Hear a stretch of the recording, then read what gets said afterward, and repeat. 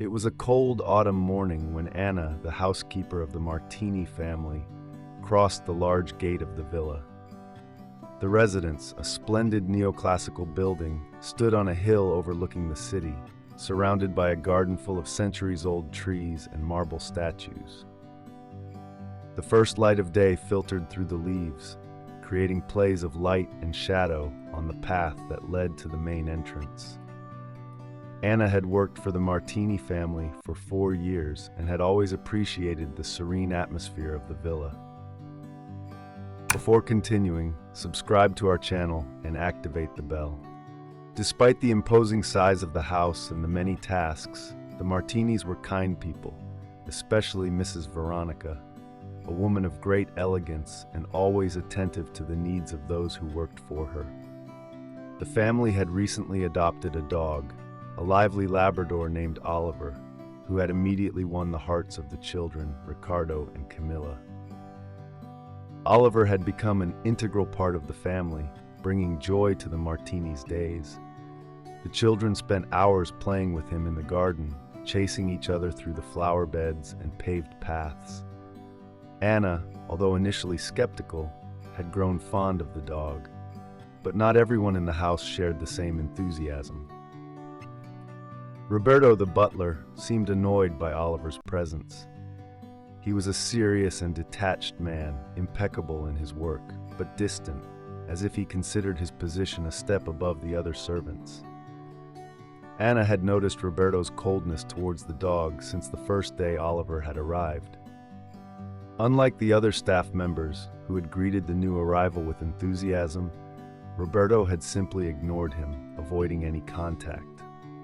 That morning, while cleaning the main hall, Anna saw Roberto walk by at a rapid pace, a dark look on his face and a small bottle sticking out of his jacket pocket. He glanced furtively at Anna, as if to make sure she wasn't watching. That image stuck in Anna's mind. The bottle and Roberto's nervous expression left her perplexed. It wasn't the first time she had noticed strange behavior from the butler. She decided not to say anything right away, but the thought wouldn't leave her.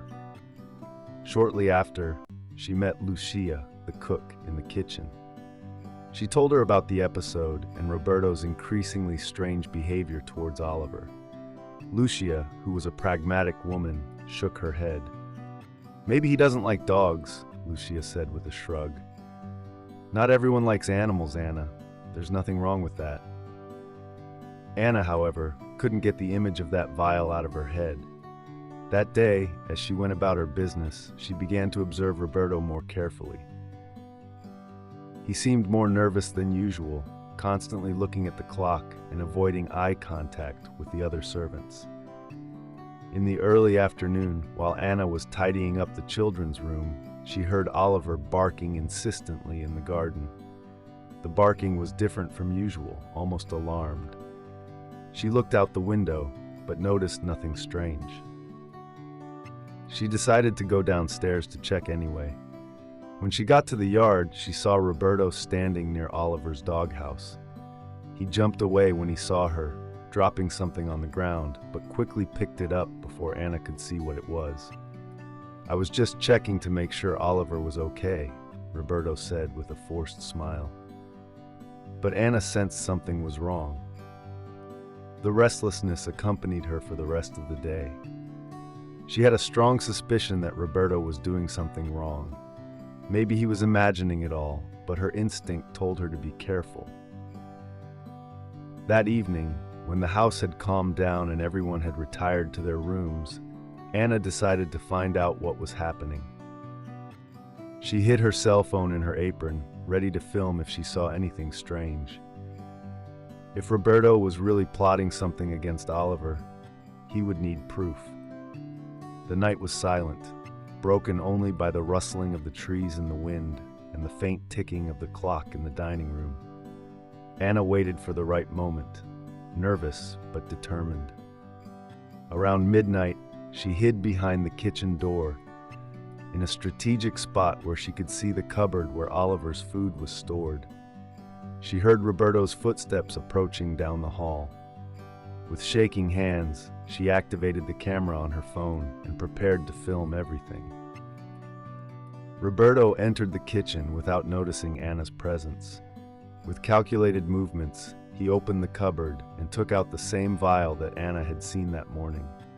With extreme care, he poured a white powder into Oliver's food and mixed it. Anna, hidden in the shadows, filmed every detail: the vial, the powder, and Roberto's satisfied expression as he completed his work. When Roberto left the kitchen, Anna leaned against the wall, her heart pounding. She had proof of what she suspected. Roberto was trying to poison Oliver. She couldn't wait another day. She had to act now. The next morning, with her heart in her throat, Anna got up early and ran to the kitchen to get rid of the poisoned food before someone gave it to the dog. With shaking hands, she threw everything in the garbage and washed the container. But as she was finishing putting everything away, she heard the voices of Ricardo and Camilla laughing in the garden. When she came out, she saw the children near Oliver's kennel, who was wagging his tail happily. "Good morning, Anna," Camilla called with a bright smile. "We've already fed Oliver." Anna's heart stopped for a moment.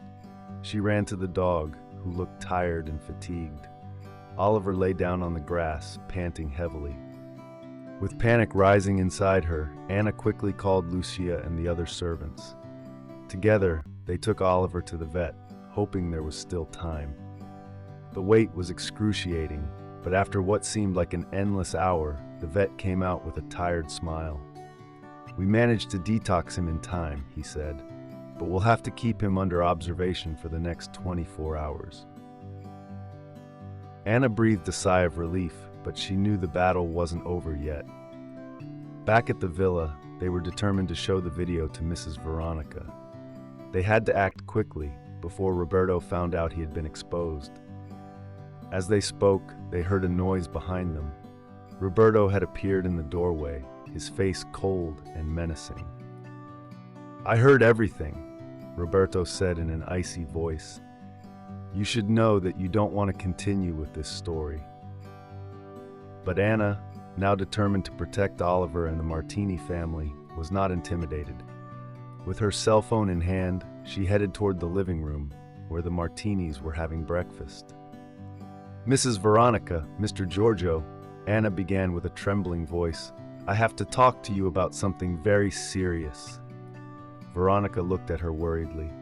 Anna showed the video, and when it ended, silence fell in the room. Veronica burst into tears, while Giorgio turned angrily to Roberto, who now had no more excuses. From that day on, Roberto was removed from the villa, and Anna, recognized for her courage, was promoted to head housekeeper. Oliver recovered completely, and the Martini Villa returned to being a place of peace and harmony. This story showed everyone how important it is to treat animals with respect and love, because they too, like us, deserve to live in a safe and protected environment where respect for life always comes first. Did you like this story? Leave a comment below. Thanks for watching the video till the end, and see you next story.